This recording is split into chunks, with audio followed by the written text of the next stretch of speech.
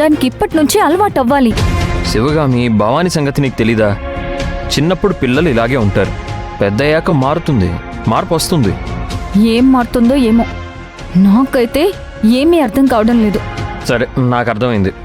నువ్వు భవానీ వయసులో ఉన్నప్పుడు మీ అన్నయ్యని నువ్వేదైనా కావాలి అని అడిగినప్పుడు మీ అన్నయ్య ఎలా రియాక్ట్ అయ్యేవారు? నువ్వు కావాలన్నప్పుడు మీ అన్నయ్య నీకు ఇప్పించను అని అంటాడు. అప్పుడు ఏం చేసేదానివి? నువ్వెలా రియాక్ట్ అయ్యేదానివి? చూడర్జున్, నేనేమీ ఇంత అల్లరి చేసేదాన్ని కాదు. అర్థమైంది. నువ్వు నీ కూతుర్ని ఇలాగే వెనకేసుకొని వస్తావు. సరే, అది వదిలే. తులసి గారికి నేను అన్నీ చెప్తాను. లీగల్ ఫార్మాలిటీస్ అన్నీ ఎలా ఫాలోఅప్ చేసుకుంటారో ఒకసారి నువ్వు కూడా కాస్త చెక్ చేస్తూ ఉండు. సరే, అలాగే.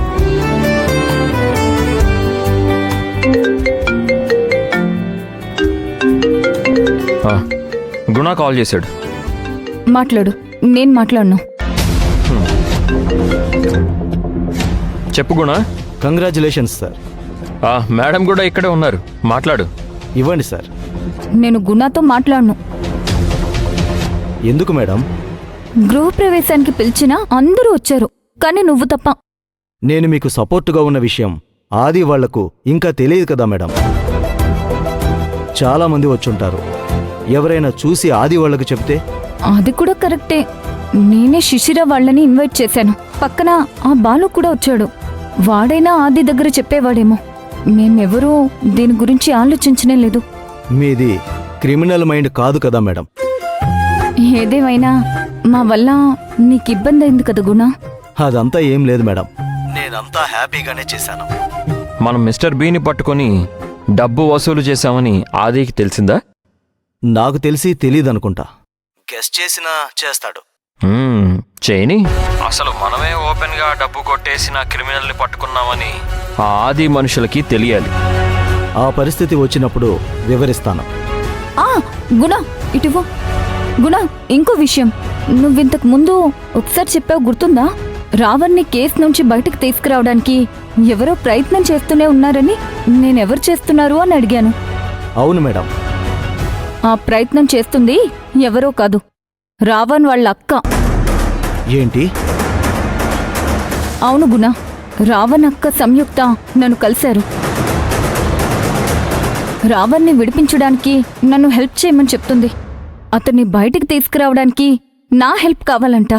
కేసు విత్డ్రా చేసుకోమంటుంది. ఒకవేళ అదృష్టవశాత్తు అతను బయటకొచ్చినా నా చేతుల్లో అయితే అతను మిగలడు. నా చెల్లిని చంపినందుకు అతని మీద ప్రతీకారం తీర్చుకుంటాను. నువ్వు ఆ క్రైమ్ చేయకూడదని నా ఆశ.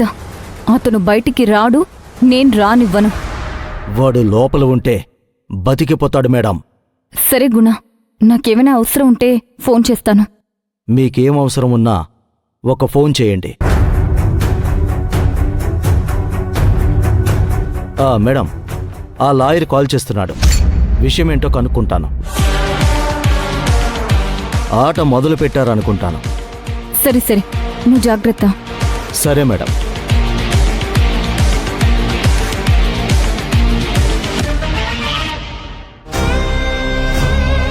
ఏమైంది ప్రభా? ఫోన్ లిఫ్ట్ చేయడం లేదా? అవును మేడం, లిఫ్ట్ చేయటం లేదు. ఇతనికి మాత్రమే పూర్తిగా వివరాలు తెలుసుంటాయి. రావణ్ ప్లాన్ చేసిన మనిషి. శివగామికి సంబంధించిన మనీ కొట్టేశాడు. ఆ శివగామికి ఒక్కసారిగా పోయిన డబ్బులన్నీ ఎలా తిరిగొచ్చాయి? ఎలా మేనేజ్ చేసింది? కొత్త ఇల్లు కొంది. నన్ను గృహప్రవేశానికి ఇన్వైట్ చేసింది. నేను రావడం లేట్ అయింది. పరిస్థితులు చక్కబడతాయనుకుంటే చక్కబడలేదు. ఇప్పుడు సమయం మించిపోయినట్టుంది. ఇప్పుడు ఏం చేయమంటారు మేడం? ఆ గుణాకి కాల్ చేయి.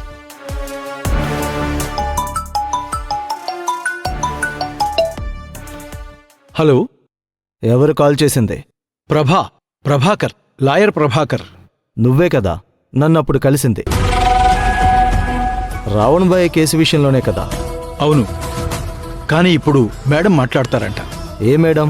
సంయుక్త మేడం.